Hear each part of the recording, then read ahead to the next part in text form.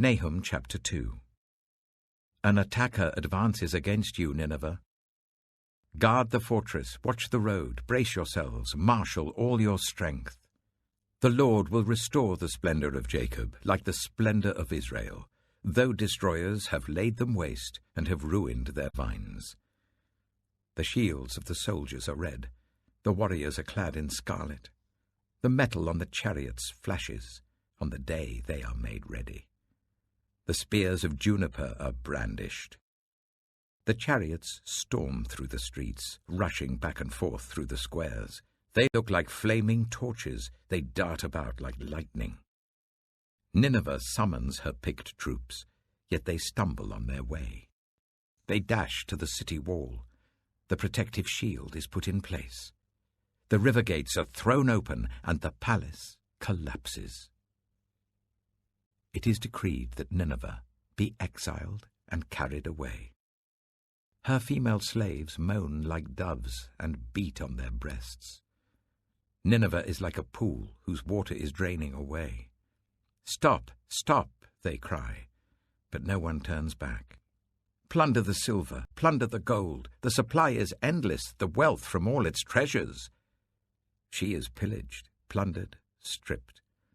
Hearts melt, knees give way, bodies tremble, every face grows pale.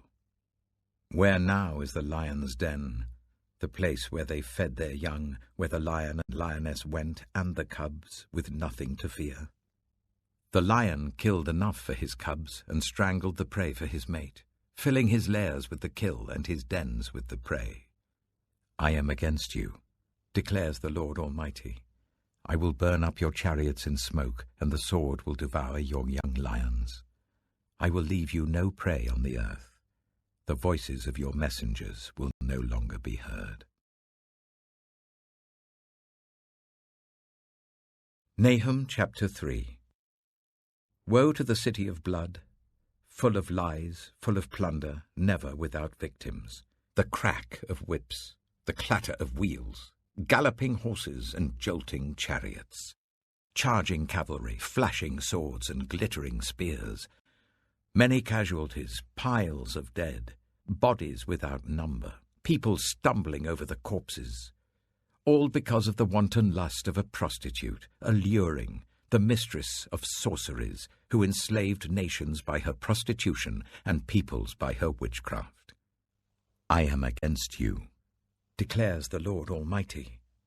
I will lift your skirts over your face. I will show the nations your nakedness, and the kingdoms your shame. I will pelt you with filth. I will treat you with contempt and make you a spectacle. All who see you will flee from you and say, Nineveh is in ruins. Who will mourn for her? Where can I find anyone to comfort you? Are you better than Thebes, situated on the Nile with water around her? The river was her defense, the waters her wall. Cush and Egypt were her boundless strength. Put and Libya were among her allies. Yet she was taken captive and went into exile. Her infants were dashed to pieces at every street corner. Lots were cast for her nobles, and all her great men were put in chains. You too will become drunk. You will go into hiding and seek refuge from the enemy. All your fortresses are like fig trees with their first ripe fruit. When they are shaken, the figs fall into the mouth of the eater. Look at your troops. They are all weaklings. The gates of your land are wide open to your enemies. Fire has consumed the bars of your gates. Draw water for the siege. Strengthen your defenses. Work the clay. Tread the mortar. Repair the brickwork. There the fire will consume you. The sword will cut you down, and it will devour you like a swarm of locusts. Multiply like grasshoppers. Multiply like locusts. You have increased the number of your merchants, till they are more numerous than the stars in the sky. But like locusts, they strip the land and then fly away.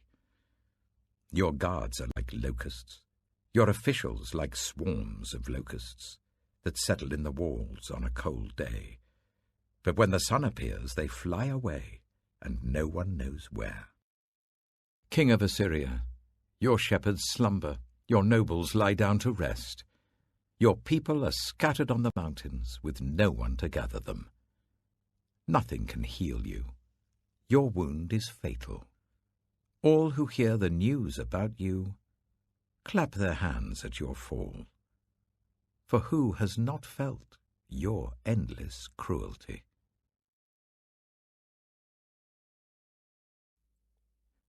Revelation chapter 15.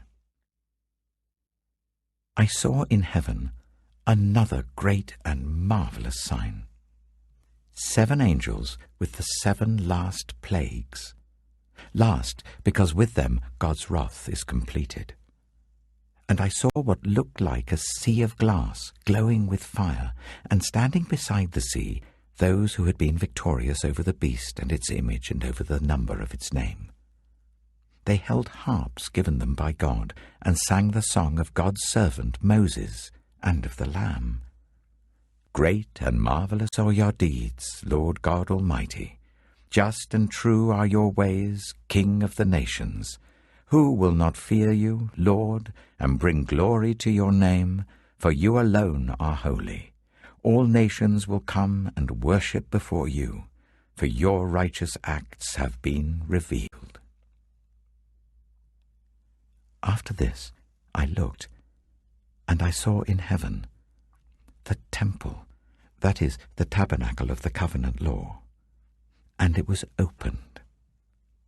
Out of the temple came the 7 angels with the 7 plagues. They were dressed in clean, shining linen and wore golden sashes round their chests. Then one of the 4 living creatures gave to the 7 angels 7 golden bowls filled with the wrath of God who lives for ever and ever. And the temple was filled with smoke from the glory of God and from his power. And no one could enter the temple until the 7 plagues of the 7 angels were completed.